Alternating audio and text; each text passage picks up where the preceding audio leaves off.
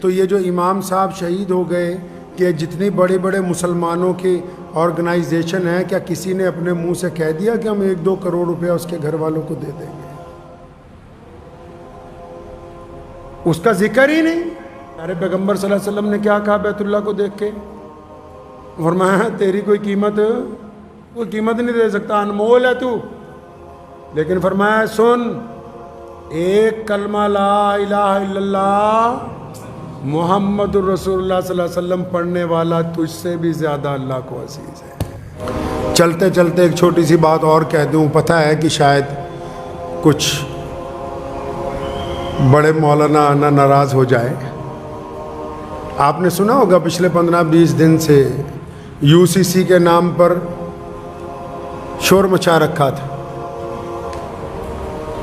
روزانہ ای میل کرو۔ یہ سارا جو کچھ ہوا ہے نو میں مان لیا، ہم نے بھی اس میں امن کی اپیل کی، غلط ہوا۔ لیکن یہ جو UCC پہ شور مچا رہے تھے، کیا ان کو پتہ ہے کہ گڑگاؤں کی ایک مسجد کے امام کو شہید کر دیا گیا؟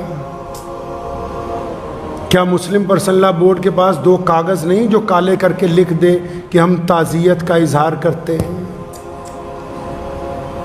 ایمبولینس کروانے سے، جنازہ ہونے سے شہیدوں کا حق نہیں ادا ہوتا؟ شہادت کے خون کے جو دھبے ہیں نا، جب شہید کو انصاف ملتا ہے، اور ہمارے ملک میں تو اللہ کا شکر ہے کہ عدالتیں قائم ہیں اور ایسے اچھے لوگ موجود ہیں جو انصاف کی لڑائی کے لیے آواز اٹھاتے ہیں۔ جن کا نقصان ہوا فسادات میں، سرکار نے سب کے لیے کہا ہے کہ ہم راحت دیں گے، معاوضہ دلوائیں گے۔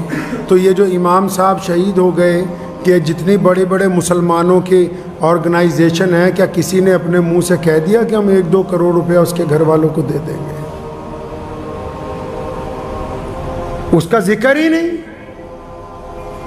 ہاں، لیکن جو UCC پہ ای میل کروا رہے تھے، کیونکہ سارا کام ان کو اماموں سے ہی لینا ہے بھائی، مسجدوں سے ہی اعلان کروانے، مسجدوں میں اشتہار چپکانے،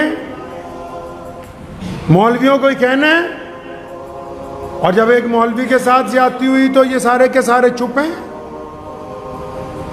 کچھ تو کہو، ہمدردی کے ہی لفظ صحیح، تعزیت کے لفظ صحیح، انصاف کے ہی لفظ صحیح۔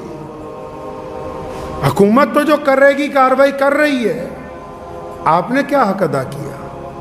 میں ابھی ان کا آفیشیل چینل، میں نے نماز سے کچھ دیر پہلے کھولا مسلم پرسنل لا بورڈ کا، ان کے آفیشیل چینل میں کوئی ذکر نہیں ابھی تک آیا کہ گروگرام کی ایک مسجد کے امام کو ناحق مار دیا گیا، کوئی ذکر نہیں آیا۔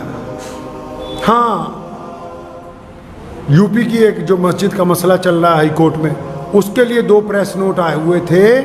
تو ہم تو بہت چھوٹے سے لوگ ہیں بھائی، بس اتنا پتہ ہے کہ پیارے نبی صلی اللہ علیہ وسلم طواف کر رہے تھے اور بیت اللہ کی طرف دیکھا اور فرمایا بیت اللہ تیری تو بڑی عظمت ہے۔ کیا فرمایا پیارے پیغمبر صلی اللہ علیہ وسلم نے؟ اور بیت اللہ تیری تو بڑی عظمت ہے، کوئی تیری قیمت نہیں دے سکتا۔ فرمایا تیری قیمت نہیں کوئی دے سکتا۔ آج بھی بیت اللہ کو کوئی پتھر لے آئے، کوئی قیمت دے سکتا ہے دنیا میں؟ اس کی مول لگ سکتا ہے؟ ویسے بھی اگر یونیسکو کی رپورٹ پڑھ لیں تو دنیا کی سب سے مہنگی پراپرٹی اس وقت ورلڈ میں وہ حرم شریف مکہ المکرمہ ہے اب تک کی، جہاں اتنا پیسہ لگ چکا ہے کہ اس کے برابر ابھی دنیا کی کسی پراپرٹی کے اوپر اتنا پیسہ نہیں لگا ہے۔ تو پیارے پیغمبر صلی اللہ علیہ وسلم نے کیا کہا بیت اللہ کو دیکھ کے؟ فرمایا تیری کوئی قیمت نہیں دے سکتا، انمول ہے تو۔ لیکن فرمایا سن، ایک کلمہ لا الہ الا اللہ محمد الرسول اللہ صلی اللہ علیہ وسلم پڑھنے والا تجھ سے بھی زیادہ اللہ کو عزیز ہے۔ تو کم از کم آنے والے جو دن ہیں، ہم جتنے لوگ ہیں نفرت کو کم کرنے کے لیے، خاص کر سوشل میڈیا پہ جو لوگ نفرت پھیلاتے ہیں، اس نفرت کو آگے فارورڈ کرنے کی بجائے ڈیلیٹ کریں، اس کی رپورٹ کریں۔ نفرت کے پرچار کے حصے دار نہیں بننا ہے۔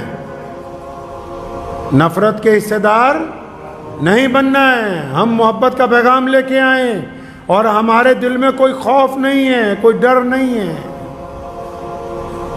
اللہ تبارک و تعالیٰ نے اہل ایمان پر یہ فضل فرمایا, تو اس لیے ہم نے ثابت قدمی کے ساتھ اپنے اس وطن عزیز کو, جس کی آزادی کے لیے ہمارے بزرگوں نے اپنے ہندو بھائیوں کے ساتھ, سکھ بھائیوں کے ساتھ, دلت بھائیوں کے ساتھ, جینی بھائیوں کے ساتھ مل کے جو ہم نے آزادی کی لڑائی لڑی ہے,